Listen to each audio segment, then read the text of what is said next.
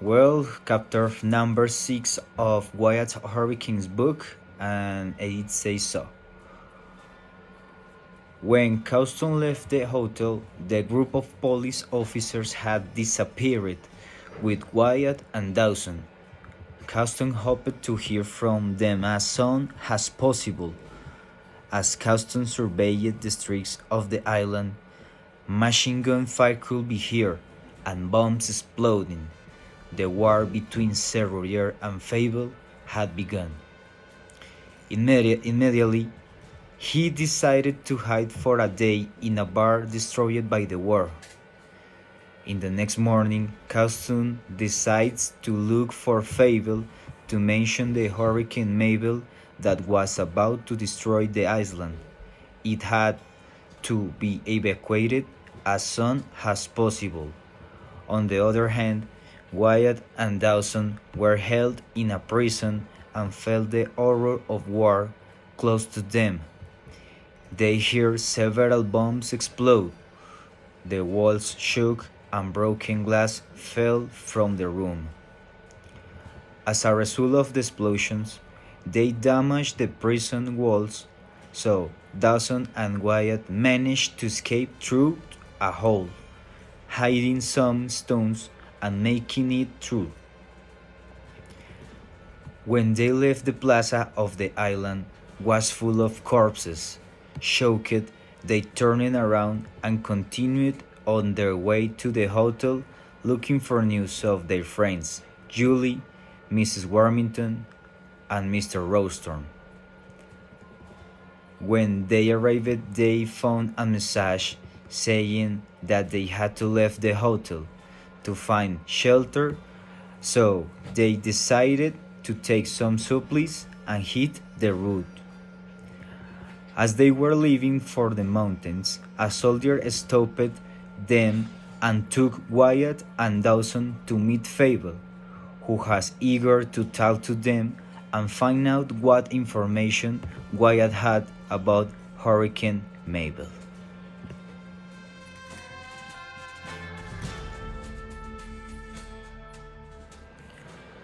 Okay, chapter number 7 of the Wyatt Hurricane book, entitled The Fable Plan.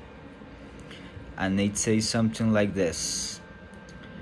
Wyatt, Dawson, and Causton were in the post office, which had been taken over by Fable soldiers to protect themselves.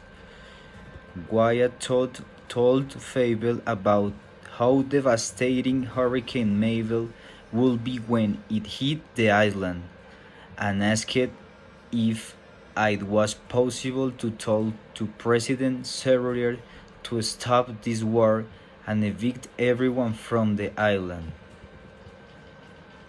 With an ironic tone, Fable replies that it is impossible, that this war was already underway, and that the only thing he could do was evacuate a few from the island.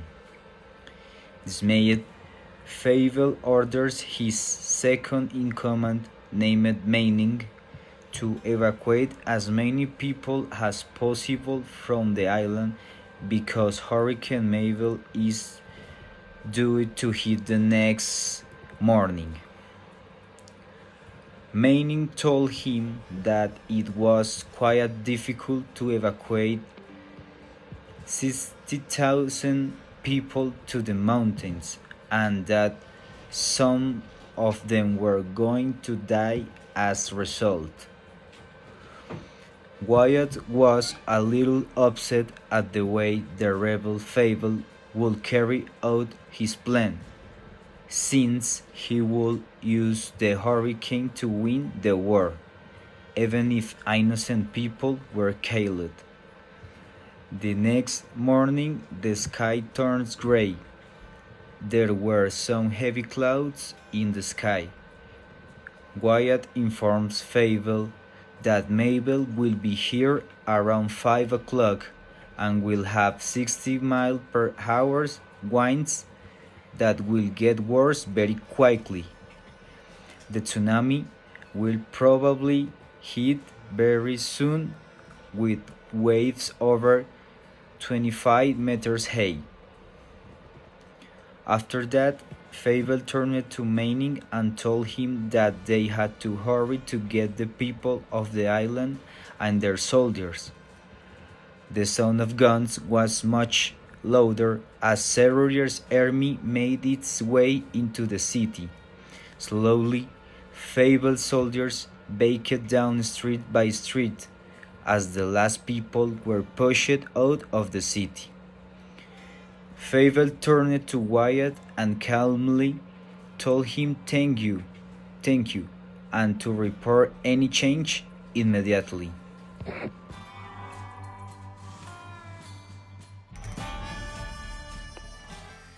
Well, chapter number 8 of the book Wyatt's Hurricane, titled Mabel Hits the Island, and goes like this.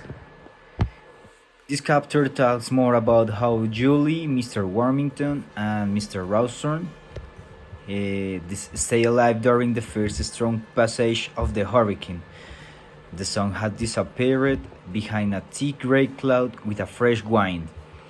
Julie and the other two make their way to the highest of the mountains to take shelter. They were tired from walking, and as they walked the trail, it was difficult and rocky terrain, and they could not walk fast since Mr. Rawsthorne was an old man and Mr. Warmington was fat and argued all the time. Julie was worried with her. While ascending over the mountains, they observed that the people of the island are evacuating.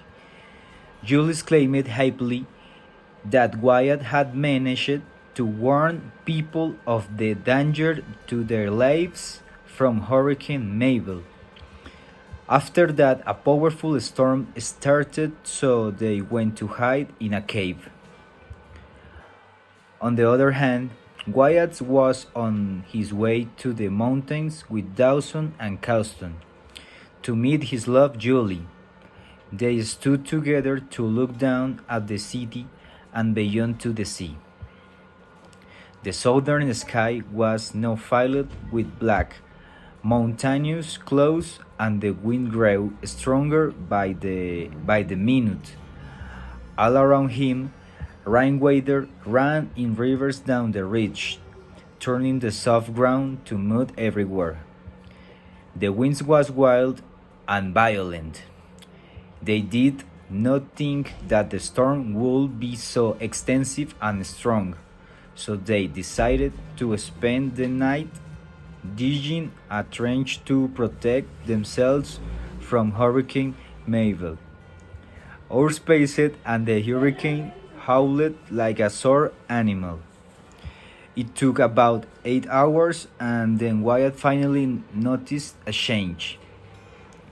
The rain had stopped, and he thought the wind was less violent.